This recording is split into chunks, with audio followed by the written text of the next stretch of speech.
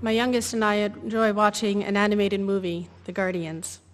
The movie represents Sandman, Tooth Fairy, Easter Bunny, Santa Claus, guarding children from the boogeyman. Jack Frost is another protagonist and a potential new guardian. My favorite theme is that each character has a center. Throughout the movie, the centers of wonder, hope, childhood memories, peaceful rest, and fun are discussed as the protagonists, and fear is the antagonist. And the center is the foundation for each character because it is their why. For the characters, it's what they protect in children, their purpose, and why they are called to be a guardian. It reminds me of the question, what is your why? And answering that question and operating from our center is when we are strongest, in our flow, and most impactful. My center and why is care and service. It's grounded in the belief that organized, dedicated people can do anything. I embody this by accompanying people through this sacred life journey, and this threads through everything I am and have done with my life. Paul Farmer, Ophelia Dahl, Jim Young Kim, and Todd McCormick met in Haiti and Harvard. Paul and Jim became doctors to practice caring for the poor, living out their social justice. Each of them operated from their center and together built a nonprofit that applied liberation theology in Haiti, Lima, Peru, Rwanda, saving millions of lives. Throughout this service and into the day, I invite you to spend some time with wonder and curiosity. I invite you to take a minute and consider, what is your center? We can find our way toward our center with learning, grace, atonement, forgiveness. It can be painful, joyful, inspiring. Bit by bit, we find our center, we find what fills us. And when we find that, we can face some estrangements that were originally described by Paul Tillich. The estrangement from ourselves, from the ground of our being, however we describe that in a way that makes sense to us, and each other. At this time in our lives, we may be closer or farther from our center. How does it feel when we're closer, acting from that central core of who we are, those committed values? And at times in our journey, we may find ourselves farther from our center. How does it feel when we drift a little further? For me, in that time, everything takes more energy. It's less generative. And I'm more likely to slip into ways of thinking or being that do not serve me. What would it look like or feel like to move into the more of that generative space, to look beyond what is to what could or should be, that imagination that is so important to build the world we dream of? So my shorthand for operating from my center is being a guardian. Today, it's on my mind because Dr. Paul Farmer died in February. His lens of generosity, understanding of liberation theology, structural racism, and accompaniment inspire community ministers, physicians, advocates, public health leaders from around the country and the world. The documentary Bending the Arc is well worth the 100 minutes, as well as the book In the Company of the Poor. I was also influenced by my colleague Reverend Nancy MacDonald Ladd's book, Beyond the Good News, for this sermon. To set the stage, Haiti was a really rich French colony, and it was the first nation in this hemisphere to end slavery and be led by and for Black people, participating in the age of revolutions with the French and the American revolutions, as described by Dr. Greg Carr. Fast forward to 1978, there was a lot of hope and promise. Ministers of health from around the world gathered at Alta Ama and made the declaration, as overt colonialism was ending, that the whole world would have health care for all. The poorest countries would be first in line, and the whole world would have health care by 2000. This would have been a type of global reparation, creating social medicine and bringing medical anthropology into public health, making healthcare a human right. Grounded in that joyful, celebratory time of plenty, it was a declaration from political leaders, but it wasn't grounded in the center, in that deep spiritual place of true change. It was still estranged from the lives of the poor, and most importantly, it didn't have accountability built in. I think we all know that beautiful vision and thought didn't happen. Father Gustavo Gutierrez, the acknowledged father of liberation theology, is another leader who serves from his center. And he offers that if there is no friendship with the poor, no sharing of the life of the poor, then there is no authentic commitment to liberation, because love exists only among equals. Since the Alta Ama Declaration wasn't between equals, the love and vision failed when a global recession hit and emerging economies struggled. As they were struggling, their safety nets were ripped out from underneath them by predatory lending practices from the developed world, from us, in our fears of a global recession. And beloveds, this correlates for today as we're experiencing the economic impacts of the Russian invasion of Ukraine, COVID, the supply line challenges, inflation, and all the stresses and crises that are rolling from one to another. There is a lot of economic hardship and fear. And these could be the perfect inspiration to make big changes, such as true universal health care to address the demonstrated health disparities, a distributed solar network to remove us from fossil fuels forever, and the other changes that would move us towards justice, a basic living income, quality jobs, and so much more, removing the estrangements and moving us individually and collectively toward our centers. Instead, in another white supremacy culture backlash, we see regressive attacks on voting, our trans children, women, first abortion, now birth control. And naming the pattern, seeing the pattern, helps to identify the root, fear. The people, like the antagonists in the opening story, in fear, people value economy over other people. And ironically, these damages the connection, the kindness, the soul, leading to despair and fear of more change, the change that many of us dream of. Naming can also help us find ways to respond to these stresses from our center, our deep core values and connections to ourself, life, and each other. There are so many ways to fight fear and so many ways to honor the humanity, human rights, and atone for past wrongs, honoring intergenerational trauma and choosing our own path, as Sabrina shared in her reflection. Our UU values are a great place to start. Remembering that fear and rage are normal responses to in the face of injustice, it tells us what's important, and it means we're open, connected, and aware.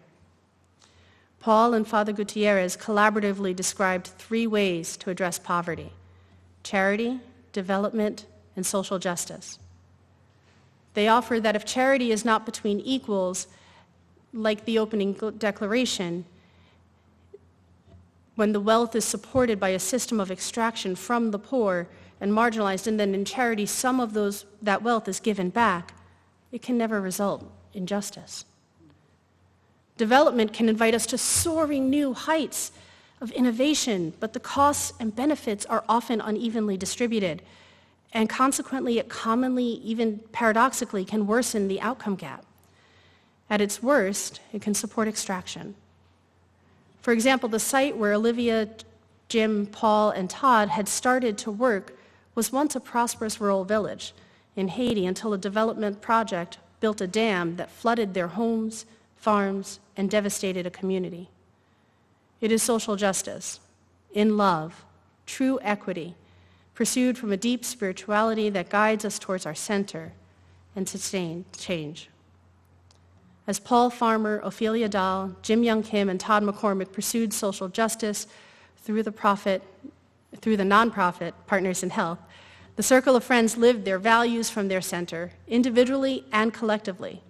And remember the story I opened with. The Guardians didn't fight fear alone. It is by necessity a collaborative effort. And in this collaboration, they embodied Margaret Mead's famous quote, "Never doubt that a small group of dedicated, thoughtful, committed citizens can change the world. Indeed, it is the only thing that ever has."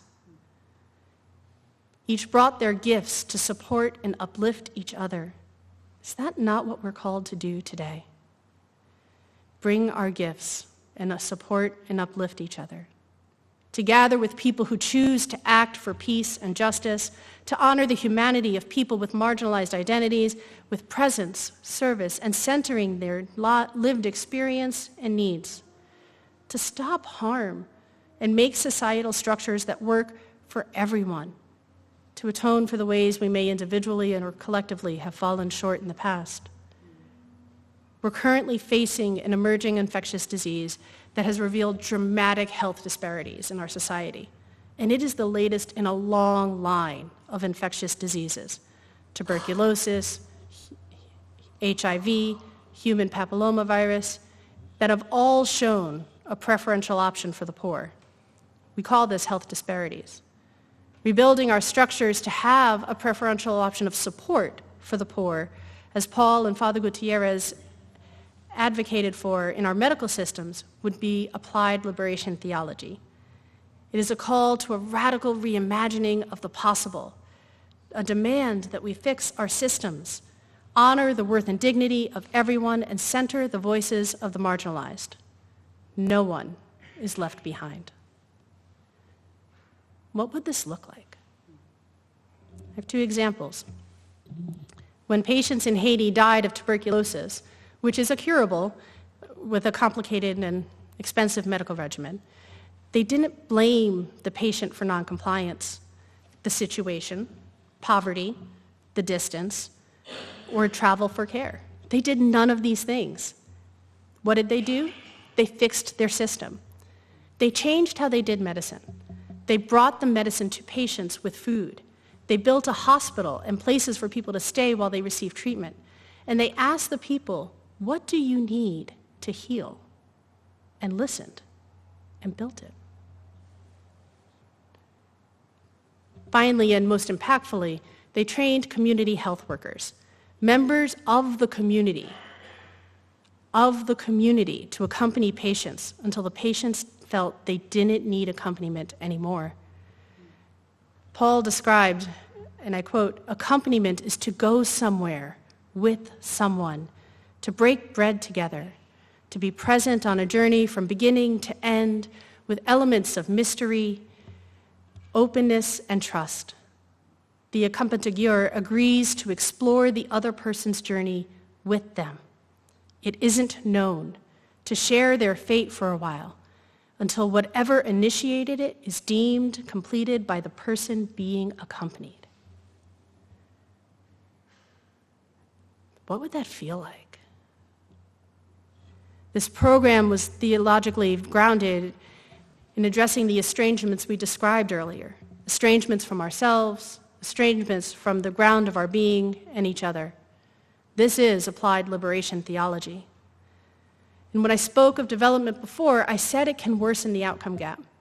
Paul was very critical of differential care standards based on wealth or a commodification of medicine and the cost-benefit analysis. Following that method, people died of preventable disease. My second example, the Rwanda Minister of Health collaborated with Paul and his team to build a community health worker network. They tripled life expectancy in a country as it recovered from war and addressed a different infectious disease public health crisis: human papillomavirus and cervical cancer. They immunized 93% of the population with Gardasil, preventing the infection and thus cancer, saving thousands of lives. It was painful to watch white leaders without relationship or living the life of the poor criticizing the Rwandans for caring for their people in the way that made sense to them. A theme of health disparities recognizes the wisdom of the community. Communities know what they need to heal. Both examples used accompagnateurs grounded in community and care to accomplish what was literally considered impossible with broad imagination. 100% cure rate of simple tuberculosis, 85% cure rate of multi-drug resistant tuberculosis, to treat HIV in a low-income setting and prevent cervical cancer.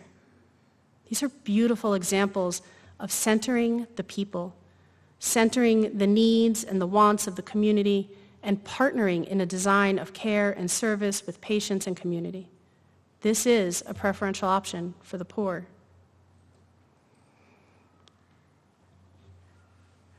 I mentioned it a moment ago, and I'm going to invite you to explore it with me again. Just imagine for a second, what would it feel like to be accompanied, to be sick and accompanied, supported, have your medicine and your food provided until you deemed yourself well? Father Gutierrez offered he wanted to fight for liberation from a deeper place. He began to appreciate not only that one fights for liberation, but how one does it. He was drawn to those whose fight for justice emerged from a soul-deep quality of spirituality. In summary, all these really significant impacts came with a cultural humility, a connection to life, and a lens or a hermeneutic of generosity, centering the voices of the people living the events. I opened with a declaration that was empty. And in contrast, I will close with a declaration and organized people that changed the world. Its full text is on the Partners in Health website. Currently, HIV is a chronic disease and people have near normal life expectancies as long as they're diagnosed and have treatment. In the 1980s, that was very different. It was a mysterious plague that appeared out of nowhere. It was a death sentence, first blamed on Africa and then the LGBTQ population.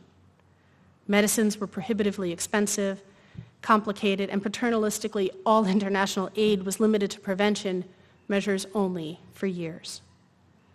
The AIDS activist community was an international force.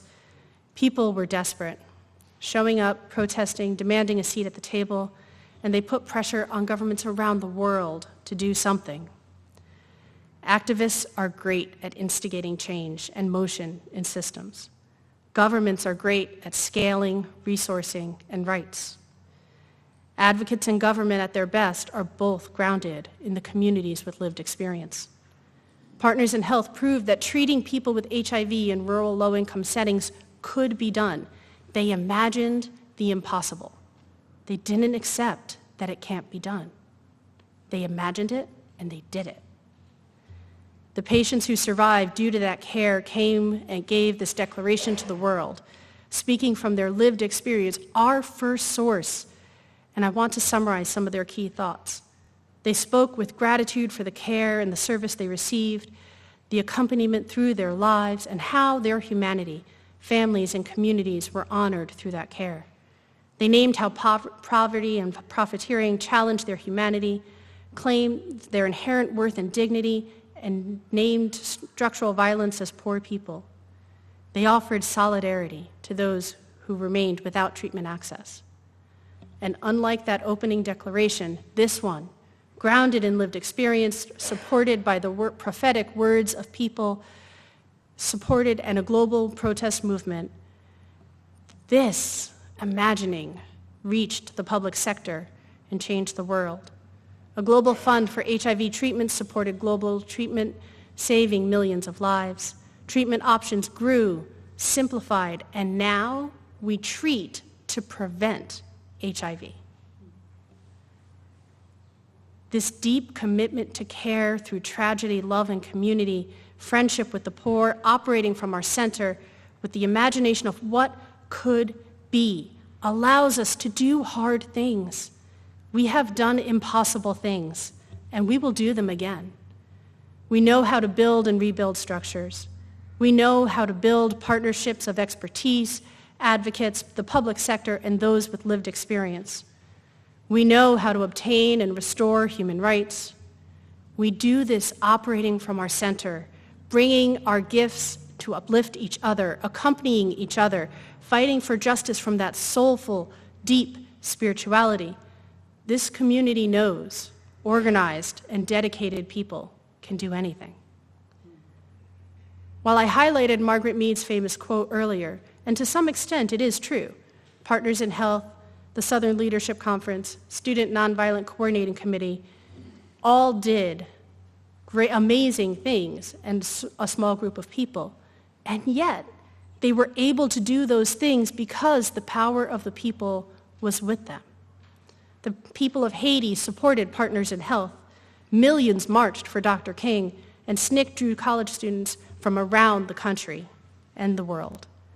It does not matter whether we serve justice with time, treasure, or talent.